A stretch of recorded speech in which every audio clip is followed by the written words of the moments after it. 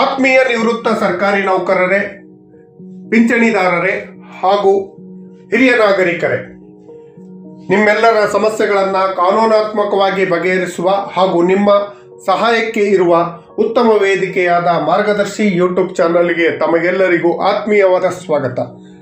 ಸ್ನೇಹಿತರೆ, ಏನು ಹಿರಿಯ ನಾಗರಿಕರಿದ್ದೀರಿ, ರಿಟೈರ್ಡ್ ಎಂಪ್ಲಾಯೀಸ್ ಇದ್ದೀರಿ, ಪೆನ್ಷನರ್ ಇದ್ದೀರಿ, ನಿಮ್ಮ ಜೀವನದಲ್ಲಿ ಮಕ್ಕಳಿಗೋಸ್ಕರ, ಹೆಂಡತಿಗಾಗಿ, ನಿಮ್ಮ ಸಂಬಂಧಿಕರಿಗಾಗಿ ಎಷ್ಟೆಲ್ಲ ಕಷ್ಟಪಟ್ಟು ದುಡಿಮೆ ಮಾಡಿ ಅವರನ್ನು ಪಾಲನೆ ಪೋಷಣೆನ ಮಾಡಿ ಅವರಿಗೊಂದು ದಾರಿ ಕೊಡಿಸಿರ್ತೀರಿ, ಎಜುಕೇಷನ್ನು ಎಲ್ಲ ಕೊಡಿಸಿರ್ತೀರಿ.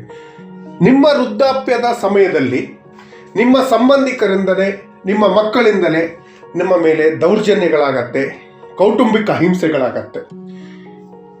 ವಯಸ್ಸಾದ ಸಂದರ್ಭದಲ್ಲಿ ಚೆನ್ನಾಗಿ ನೋಡ್ಕೊಳ್ಬೇಕು ಅನ್ನೋ ಒಂದು ಪರಿಕಲ್ಪನೆಯೂ ಇಲ್ಲದ ರೀತಿಯಲ್ಲಿ ದೌರ್ಜನ್ಯ ಮಾಡ್ತಾರೆ. ಅಂಥ ಸಮಯದಲ್ಲಿ ನಿಮ್ಮ ಸಹಾಯಕ್ಕೆ ಯಾರೂ ಬರೋದಿಲ್ಲ. ನೀವೇ ಮಾಡಿದ್ದು ವಯಸ್ಸಾಯಿತು, ನಿಮಗೆ ಸುಮ್ಮನೆ ಇರೋಕ್ಕಾಗೋದಿಲ್ವಾ ಅನ್ನೋ ಮಾತುಗಳೇ ಹೆಚ್ಚಾಗತ್ತೆ. ಇಂತಹ ಸಂದರ್ಭದಲ್ಲಿ ಹಿರಿಯ ನಾಗರಿಕರು, ನಿವೃತ್ತರಿಗೆಲ್ಲರಿಗೂ ಅವರಿಗೂ ಒಂದು ಜೀವನ ಇದೆ, ಅವರ ಮನಸ್ಸು ಸೂಕ್ಷ್ಮವಾಗಿದೆ, ಅವರಿಗೂ ರಕ್ಷಣೆ ಬೇಕು, ಇಳಿ ವಯಸ್ಸಿನಲ್ಲಿ ರಕ್ಷಣೆಗೆ ಬೇಕು ಎನ್ನುವ ಉದ್ದೇಶಕ್ಕಾಗಿ ನಿಮ್ಮೆಲ್ಲರಿಗೂ ರಕ್ಷಣೆ ನೀಡುವಂಥ ಒಂದು, ನಿಮ್ಮೆಲ್ಲರ ಬಾಳಿಗೆ ವರದಾನವಾಗುವಂಥ ಒಂದು ಕಾನೂನಿನ ಬಗ್ಗೆ ತಿಳಿತೀವಿ. ನಿಮ್ಮೆಲ್ಲರ ರಕ್ಷಣೆಗಾಗಿ, ನಿಮ್ಮೆಲ್ಲರ ಪಾಲನೆ ಪೋಷಣೆಗಾಗಿರುವಂಥ ಒಂದು ಕಾನೂನು. ನೀವು ಮಾಡಿರೋ ಆಸ್ತಿ ನಿಮಗೇ ಉಳಿಯುವಂಥದ್ದು, ನಿಮಗೊಂದು ಗೌರವ ಜೀವನವನ್ನು ರೂಪಿಸುವಂಥ ಉತ್ತಮ ಕಾನೂನು ರೂಪಿಸಿದೆ. ಈ ಕಾನೂನಿನ ಬಗ್ಗೆ ನಿಮಗೆಲ್ಲರಿಗೂ ವಿವರವಾದ ಮಾಹಿತಿ ಕೊಡ್ತೀನಿ. ಈ ಮಾಹಿತಿನ ತಮ್ಮ ಹತ್ರ ಶೇರ್ ಮಾಡೋದಕ್ಕಿಂತ ಮುಂಚಿತವಾಗಿ ಯಾರ್ಯಾರು ಈ ಚಾನಲ್ಗೆ ಸಬ್ಸ್ಕ್ರೈಬ್ ಮಾಡ್ದೇ ನೋಡ್ತಾ ಇದ್ದೀರಿ, ದಯವಿಟ್ಟು ಕೆಳಗಡೆ ಕಾಣ್ತಾರಂಥ ಸಬ್ಸ್ಕ್ರೈಬ್ ಬಟನನ್ನು ಒತ್ತಿ ಬೆಲ್ ಐಕಾನನ್ನು ಕ್ಲಿಕ್ ಮಾಡಿ ಆಲ್ ಅಂತ ಮಾಡಿ. ನಿಮ್ಮಂತೆ ಇರುವಂಥ ಲಕ್ಷಾಂತರ ಹಿರಿಯ ನಾಗರಿಕರು, ಪೆನ್ಷನ್ದಾರರು ಹಾಗೂ ನಿವೃತ್ತ ನೌಕರರಿಗೆ ಶೇರ್ ಮಾಡಿ, ಎಲ್ಲರಿಗೂ ಉಪಯೋಗವಾಗಲಿ. ಸ್ನೇಹಿತರೆ, ಎಂಥ ದುಸ್ಥಿತಿ ಬಂದಿದೆ ಅಂದರೆ, ನಮ್ಮ ಮಕ್ಕಳೇ, ನಮ್ಮ ಸಂಬಂಧಿಕರೇ ನಮ್ಮನ್ನು ನಿರ್ಲಕ್ಷ್ಯ ಮಾಡೋದು, ನಮ್ಮ ಮೇಲೆ ದೌರ್ಜನ್ಯ ಮಾಡುವಂಥ ಪರಿಸ್ಥಿತಿ ಬಂದಿದೆ.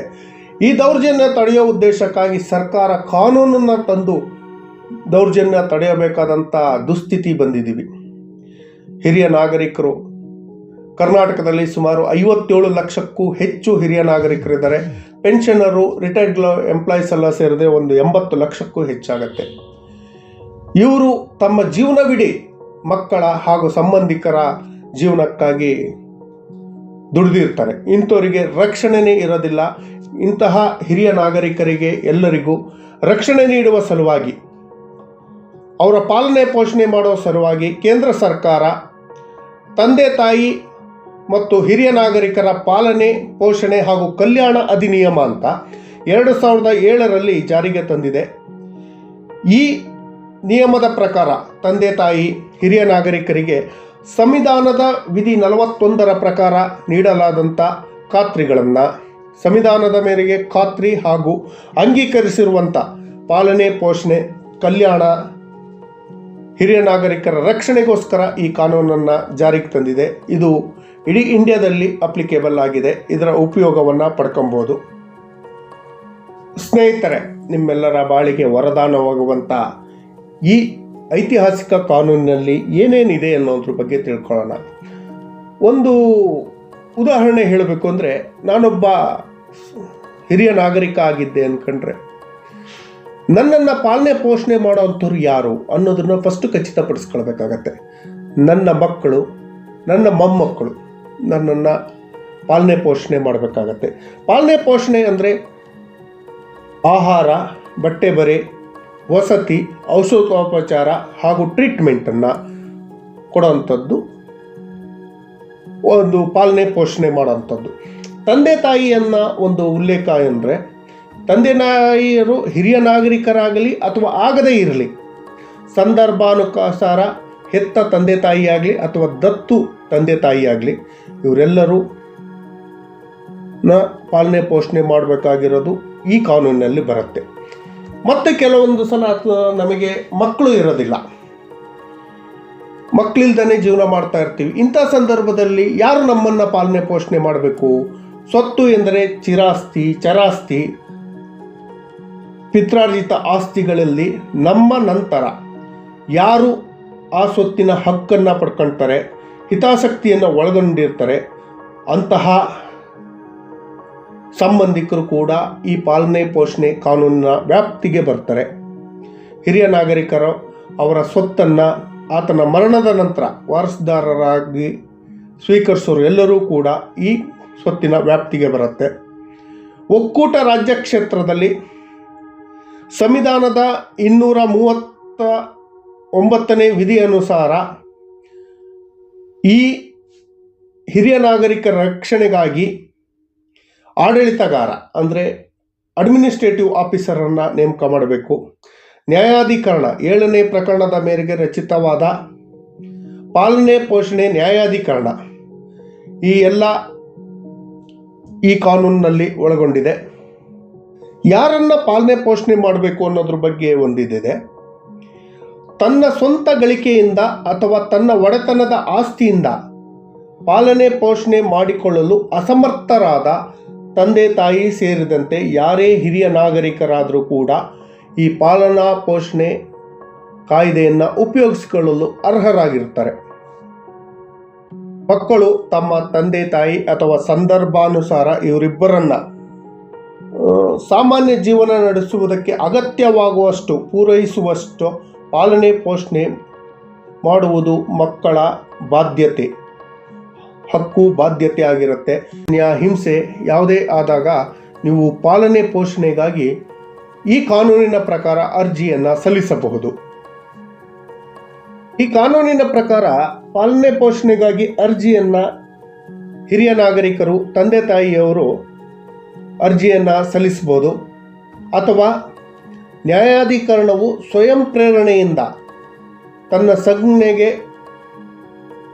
ತೆಗೆದುಕೊಂಡು ವಿಚಾರಣೆ ಮಾಡುವಂಥ ಅಧಿಕಾರ ಇದೆ. ನೀವಾದರೂ ಅರ್ಜಿ ಸಲ್ಲಿಸ್ಬೋದು. ಅಥವಾ ನಿಮ್ಮ ಮೇಲೆ ದೌರ್ಜನ್ಯ ಆಗಿದೆ ಅಂತ ಗೊತ್ತಾದಂಥ ಏನು ನ್ಯಾಯಾಧಿಕರಣ ಇದೆಯಲ್ಲ, ನ್ಯಾಯಾಧಿಕರಣವು ಸ್ವಯಂ ಪ್ರೇರಿತವಾಗಿ ದೂರನ್ನು ದಾಖಲಿಸಿಕೊಂಡು ಇದ್ರ ಬಗ್ಗೆ ವಿಚಾರಣೆ ಮಾಡ್ಬೋದು.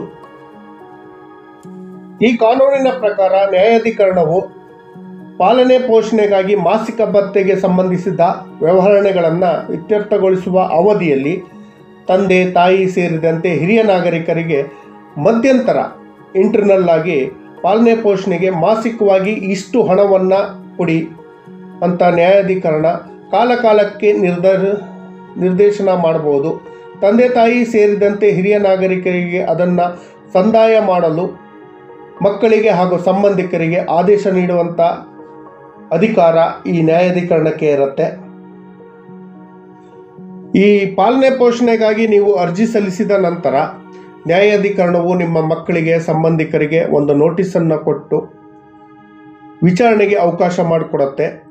ವಿಚಾರಣೆ ಸಂದರ್ಭದಲ್ಲಿ ನಿಮಗೆ ಮಾಸಿಕವಾಗಿ ಇಷ್ಟು ಮೊತ್ತವನ್ನು ಕೊಡಬೇಕು, ಪಾಲನೆ ಪೋಷಣೆ ಮಾಡಬೇಕು ಅಂತ ಆದೇಶ ಮಾಡುತ್ತೆ.